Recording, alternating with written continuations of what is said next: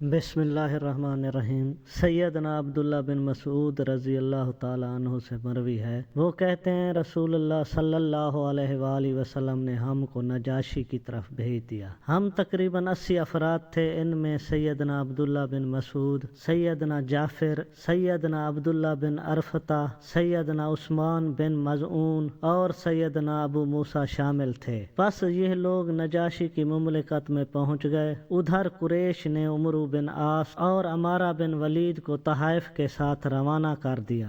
جب یہ دو افراد نجاشی کے پاس پہنچے تو انہوں نے اس کو سجدہ کیا اور پھر جلدی جلدی ایک اس کی دائیں جانب اور دوسرا بائیں جانب بیٹھ گیا۔ پھر ان دونوں نے کہا، ہمارے چچے کے بیٹوں کا ایک گروہ آپ کے علاقے میں آیا ہوا ہے، انہوں نے ہم سے اور ہمارے دین سے بے رغبتی اختیار کر رکھی ہے۔ بادشاہ نے کہا، وہ اس وقت کہاں ہیں؟ انہوں نے کہا، وہ آپ کے علاقے میں ہیں، آپ ان کو پیغام بھیجیں۔ پس اس نے ان کی طرف پیغام بھیجا۔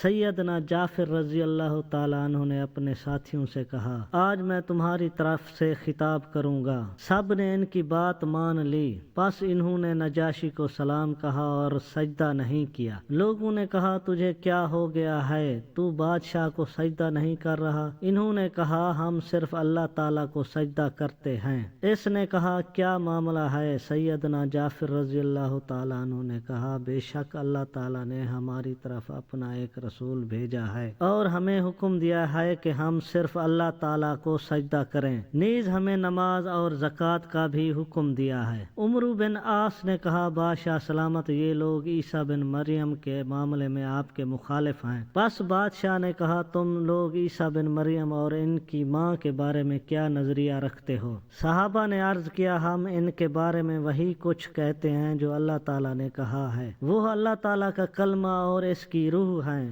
اس نے ان کو کنواری بطول کی طرف ڈالا، جس کنواری کو نہ کسی بشر نے چھوا اور جس پر عیسیٰ علیہ السلام سے پہلے کسی بچے کا نشان نہیں تھا۔ یہ تبصرہ سن کر نجاشی نے زمین سے ایک لکڑی اٹھائی اور کہا، اے حبشیو، پادریوں اور راہبوں، اللہ کی قسم ہے جو کچھ ہم کہتے ہیں ان مسلمانوں نے اس لکڑی کے برابر بھی ہمارے نظریے سے زیادہ بات نہیں کی ہے۔ اے مسلمانوں، خوش آمدید تم کو اور اس کو جس کے پاس سے تم آئے ہو۔ میں شہادت دیتا ہوں کہ وہ واقعی اللہ کے رسول ہیں، بلکہ یہ وہی ہیں جس کا ذکر ہم انجیل میں پاتے ہیں، اور یہ وہی رسول ہے کہ جس کی بشارت عیسیٰ بن مریم علیہ السلام نے دی تھی۔ میرے ملک میں جہاں چاہو رہ سکتے ہو، اللہ کی قسم اگر میں اس بادشاہت میں مبتلا نہ ہوتا تو میں آپ صلی اللہ علیہ وآلہ وسلم کے پاس پہنچتا اور آپ صلی اللہ علیہ وآلہ وسلم کے جوتے اٹھاتا اور آپ صلی اللہ علیہ وآلہ وسلم کو وضو کرواتا۔ پھر نجاشی نے حکم دیا کہ قریشیوں کے تحائف ان کو واپس کر دیے جائیں۔ پھر سیدنا عبداللہ بن مسعود رضی اللہ تعالیٰ عنہ حبشہ سے مدینہ منورہ کی طرف لوٹ آئے اور غزوہ بدر میں شریک ہوئے۔ نیز انہوں نے کہا کہ